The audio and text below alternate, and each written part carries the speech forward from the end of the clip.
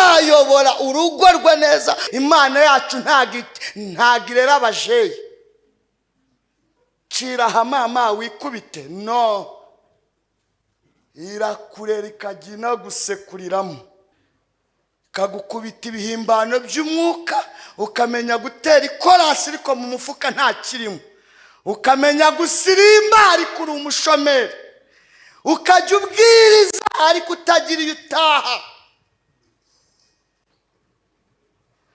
kuzura umwuka wera ugasengera abarwayi ariko warakuye ahita kwanga. Mu gihe gikwiriye izaza yihesha icyubahiro, iracyarimo kugukuza. Abantu bavuga ngo ababosi si abantu, ni wowe utari umuntu. Bosi ni abantu. Imana iguha akantu.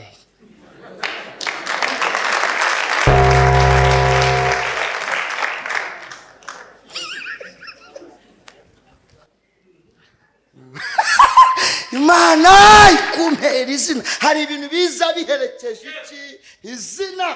Izina rikwimura ahantu rikakwicaza ahandi. Ariko Imana, umva, mwabahungu mwe b'abasore, Imana ibampera izina, mwitwa abagabo. Uzi gupfa utagira izina?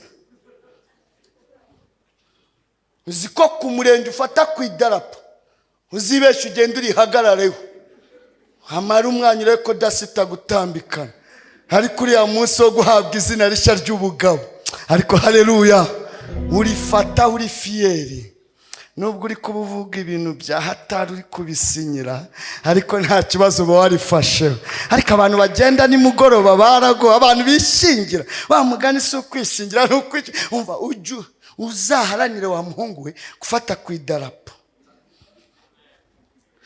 Nubwo imodokari yadutaye ikadukwepa, ariko nari narifasheho.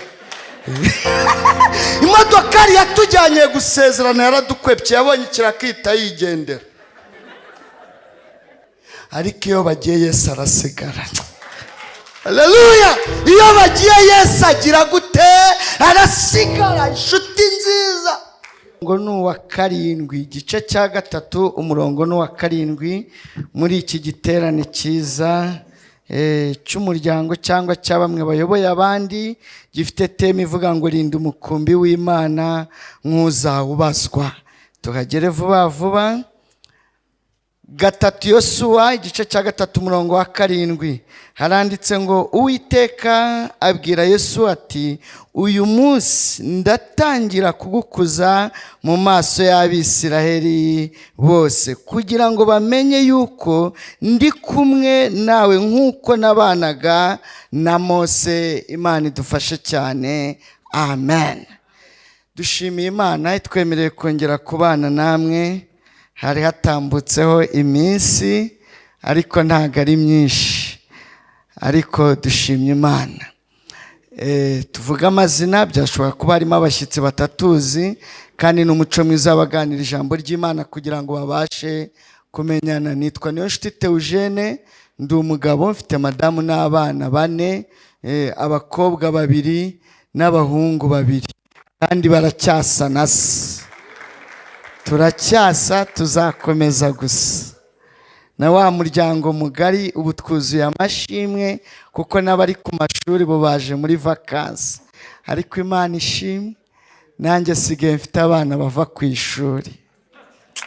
Imana ishimwe, Imana nishimwe cyane. Turanezerewe rero kongera kubana namwe. Hari amashimwe ageze kuri 2 y'igitsikamutima numva tutaganira ijambo ry'Imana ntarayatambutsa, kandi njya shimira Imana buri gihe ko ngeze hano indemera ishimwe. N'ubu naje nabwo niteguye gutaha nishimwe ry'igitsikamutima. Ngo igituma ibikora no kugira ngo bitubere igitsikamutima. Ni kuwandikiye Abaheburayo yaravuze ngo ibyo byiringiro tubifite nk'igitsikamutima gikomeye. Rero ibyidukorera bitubera igitsikamutima, bigatuma dukomeza gukomera ku Mana yacu yaduhamagaye.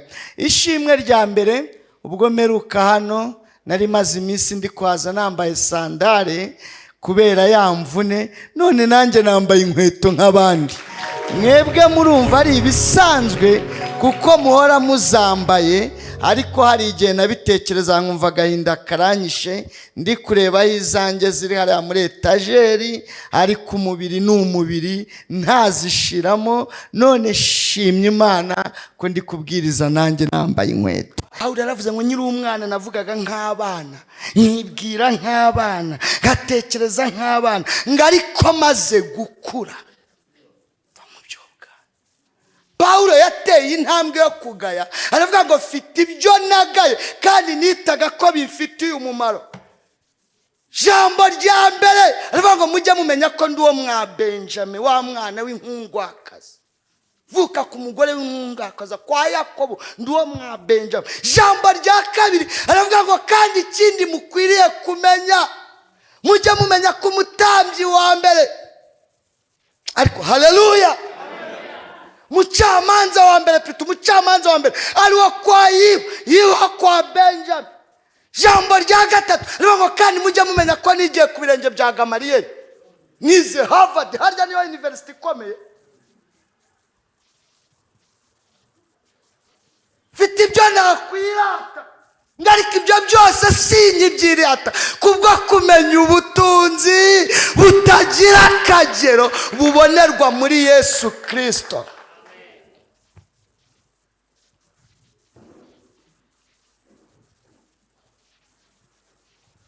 Kubwo kumenya ubutunzi, hari ibyo tugaya, kubwo kumenya ubutunzi butagira akagero bibonerwa muri Kristo Yesu.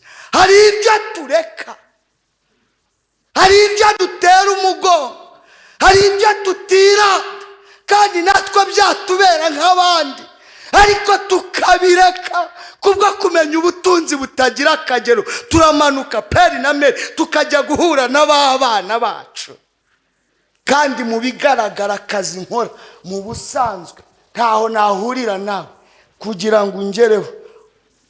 Uca kuba sekreteri nk'abangahe, mfite protocole imperekeje, ni urugero ndi kubaha, ntago ari njyewe, ntiwangeraho mu kazi nkora kandi narize ngomba kugakora. Ndashimira n'Imana ko yanakampaye, ariko nitugera mu by'Imana kubwo kumenya ubutunzi butagira akagero, ndabwira protocole tusigara hariya ku modoka, ntambuke nzi dusirimbane. Nitugera mu gihe cyo gupfukama dupfukame, nitugera mu gihe cyo gutaka dutake, nitugera mu gihe cy'amandiko tumanuke duhamagara Imana, nitugera mu gihe cyo kujya gufasha kawunga nyikorere mbere, ariko nitugera mu kazi ko mu buzima busanzwe kumbona birakugora.